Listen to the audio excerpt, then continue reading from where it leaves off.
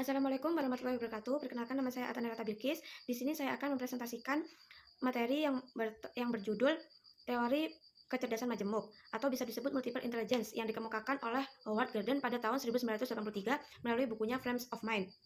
Menurut Gardner, kecerdasan bukan hanya soal nilai akademik atau skor IQ, tetapi kemampuan seseorang untuk memecahkan masalah dan menciptakan sesuatu yang bernilai dalam kehidupan.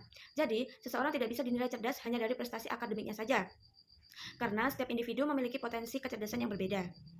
Untuk menentukan apakah suatu kemampuan dapat disebut sebagai kecerdasan, Gardner menetapkan beberapa kriteria seperti memiliki dasar biologis pada otak, didukung oleh penelitian ilmiah, memiliki perkembangan yang jelas dari waktu ke waktu, serta berguna dalam kehidupan manusia dan budaya masyarakat.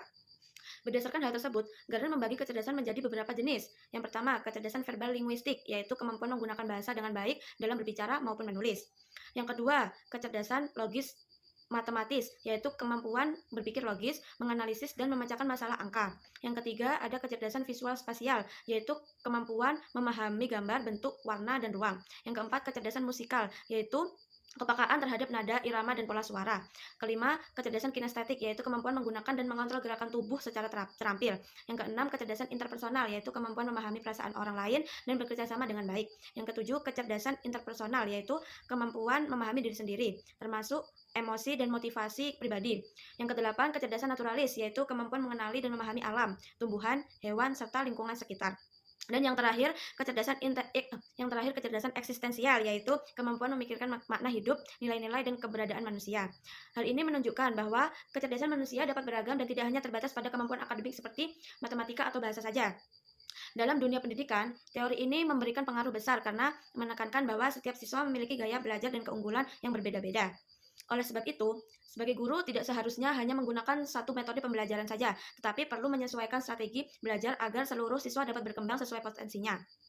Penerapan teori ini memiliki banyak manfaat, seperti meningkatkan motivasi belajar, membuat pembelajaran lebih menarik, membantu siswa memahami materi dengan lebih mudah, serta memunculkan potensi yang sebelumnya belum dilihat.